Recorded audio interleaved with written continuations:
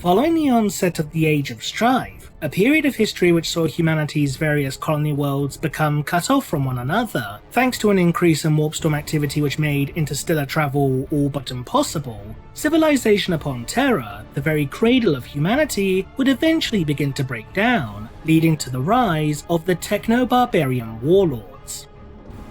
It was during the later years of this particular period of human history where one such warlord, a man who would one day become known as the Emperor of Mankind, would seek to unite all of Terra's disparate kingdoms and nations under the banner of his nascent Imperium, leading to a series of conflicts known as the Terran Unification Wars. Over time, the Emperor would utilize his armies of genetically enhanced super soldiers to gradually conquer or utterly destroy his foes, until most of Terra had accepted him as the one true master of mankind. It was around this time that the Emperor would begin planning for the future, which would involve not only the complete and total subjugation of Terra, but the creation of an empire that would span across the entire galaxy, integrating the lost human colony worlds into the Imperial fold.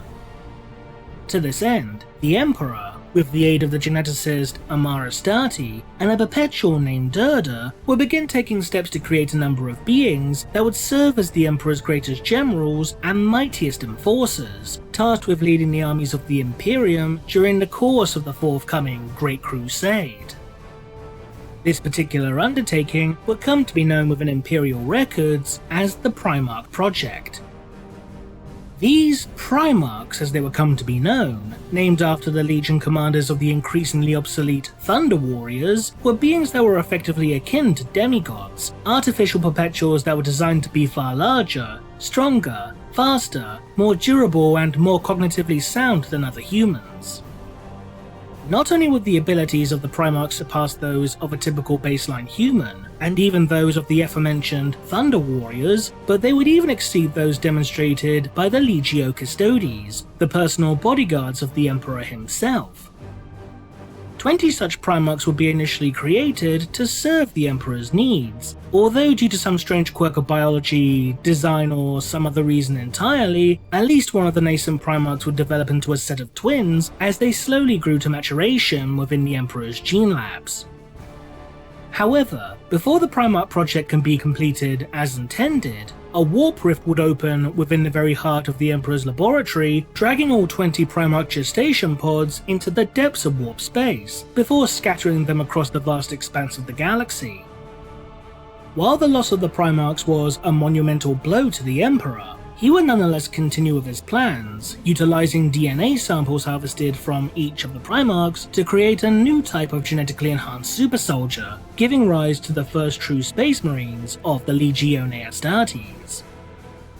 Over time, as the forces of the Great Crusade made their way across the galaxy, the Emperor would become reunited with each of his gene sons, with each Primarch eventually being given command of the Space Marine Legion, whose warriors were derived from their specific genetic template.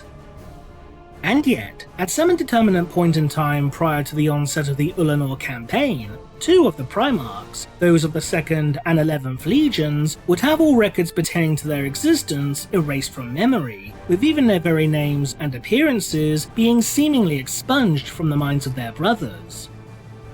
While the exact circumstances leading to their erasure from most, if not all official records remains unknown to this day, it would appear that the Astartes of the 2nd and 11th Legions did not share the same fate that befell their gene fathers.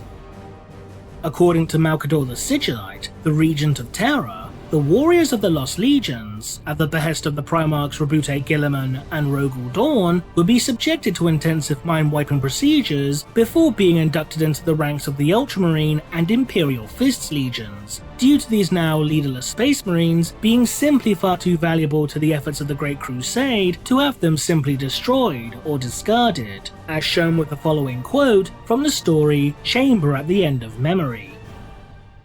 The loss of the 2nd and the 11th was such a wound upon us, and it threatened the ideals at the heart of the Great Crusade. It would have ruined all that we had built in the drive to reunite humanity and drive off our enemies. Steps had to be taken.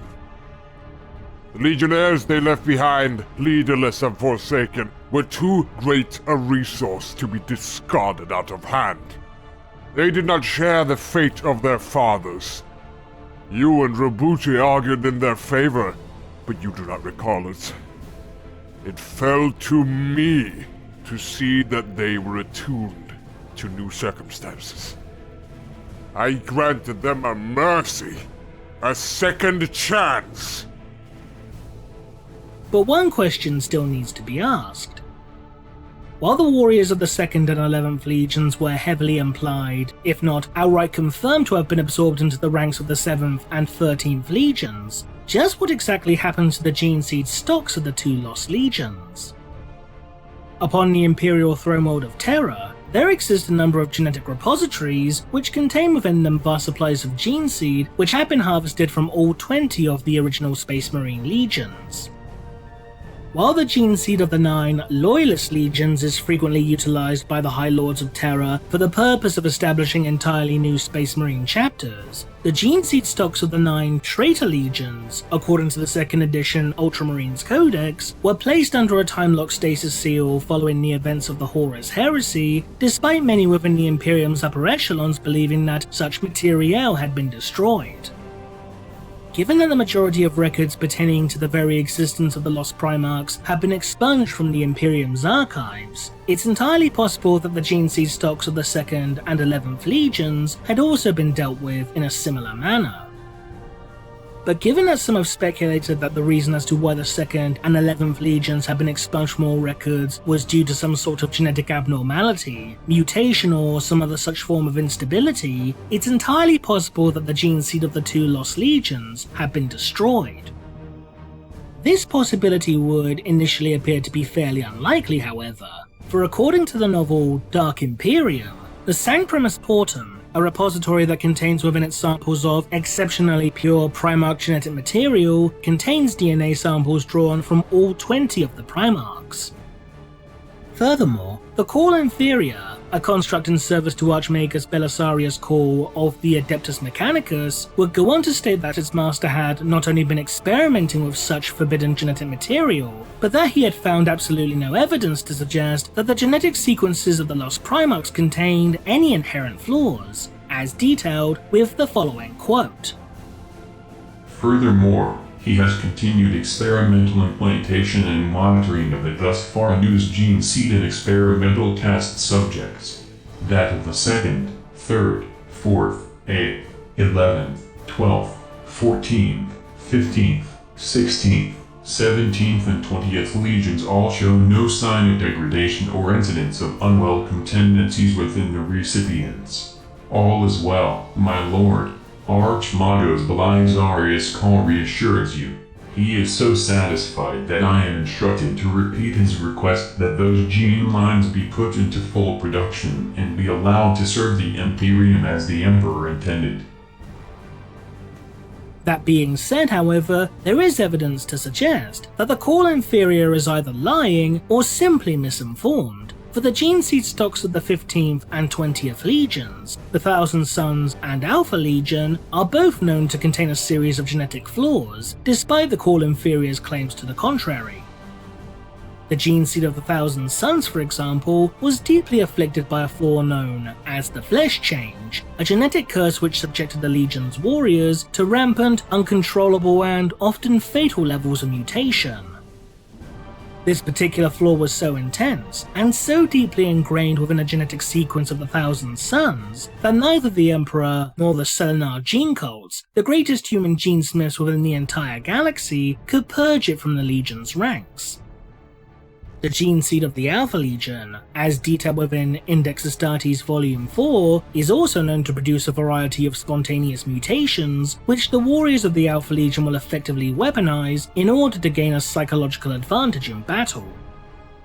As such, it is still potentially possible that the gene seed stocks of the 2nd and 11th Legions have been completely purged, although it remains equally plausible to assume that such genetic material was placed under a time-lock stasis seal. But what about the gene seed stocks of those lost Legionnaires which had been inducted into the ranks of the Ultramarines and Imperial Fists? of all the various additional organs implanted into the body of aspirant Space Marines, one in particular is commonly regarded as being synonymous with gene seed, the Progenoid Gland. Every Astartes will have 2 of these glands surgically implanted into their bodies from a relatively young age, one in the neck and one in the chest. The sole purpose of these glands is to absorb genetic material from the rest of an Astartes' implants, resulting in them acting in a manner akin to that of a biological archive or blueprint. Once harvested, these progenoids can be used to create more of a Space Marine's unique organs, which in turn will allow a chapter or legion to induct more warriors into its ranks. Because the warriors of the 2nd and 11th legions would have been integrated into the 7th and 13th legions, some have suggested that the gene seed of the Lost Legions, after being harvested from slain battle brothers, continues to see some form of circulation within modern-day Ultramarine and Imperial Fist successor chapters. While this would appear to be somewhat plausible from an initial standpoint, there is one major problem with this particular possibility, in that the Emperor himself took steps to ensure that all trace of the lost Primarchs would be expunged from existence. Not only would the names and deeds of the 2nd and 11th Primarchs, as well as those of their respective legions, be erased from all records, but the statues of the lost Primarchs would be torn down, leaving their plinths within the hegemon of the Imperial Palace devoid of decoration. As well as this, as detailed within the short story The Last Council, Malcador would utilize his immense psychic abilities to begin choking the very life from Horus Lupercal, the Primarch of the Lunar Wolves, in an attempt to prevent him from uttering the name of one of the lost Primarchs. Horus's repeated attempts to speak the name of his lost brother would anger the Sigillite to such an extreme degree that Malcador would even threaten to unmake Horus for his actions. Because of this, it seems highly unlikely for either Malcador or the Emperor to allow the gene seed stocks of the 2nd and 11th legions to be utilized in any capacity. As such, it seems more likely that the progenoid glands of the Lost Legionnaires would have been surgically removed before being replaced with ones derived from Ultramarine or Imperial Fist genetic stock. Such an idea is not entirely unprecedented, for as detailed within the novel Pandorax, Epimetheus, a Dark Angel who would go on to become one of the first founding members of the Grey Knights chapter, would have his original progenoid glands removed and replaced with entirely new ones created from the Emperor's own genetic material, as shown with the following passage. Epimetheus tucked his arms and legs in as the ground quickly came up to meet him. It had been 10,000 years since he had free-fallen from a moving craft, in the days before he had sworn his new oaths, and his gene seed swapped out for that containing the Emperor's own biological material, but the memory of it came easily to him. It is also worth noting that, according to Index Astartes Volume 1, progenoid glands can be harvested from a Space Marine at any time following the organ's maturation, a process which takes 5 years for the gland located within the neck and up to 10 for the gland situated within the chest. While it would undoubtedly take thousands, if not tens of thousands of progenoids drawn from the ranks of the Ultramarines or Imperial Fists to replace those of the Lost Legionnaires, it is important to remember that during the course of the Great Crusade, the Imperium was capable of producing such organs at not only a much faster rate, but also in far greater quantities than it would be able to during the 41st millennium, thanks to the presence of the Selenar Gene Labs upon Luna, Terra's moon. While this would most certainly appear to be the most likely possibility regarding the gene seed of the Lost Legions, it is, like everything else regarding the 2nd and 11th Legions, impossible to truly know for certain. What do you think? Leave a comment below, and thanks for watching.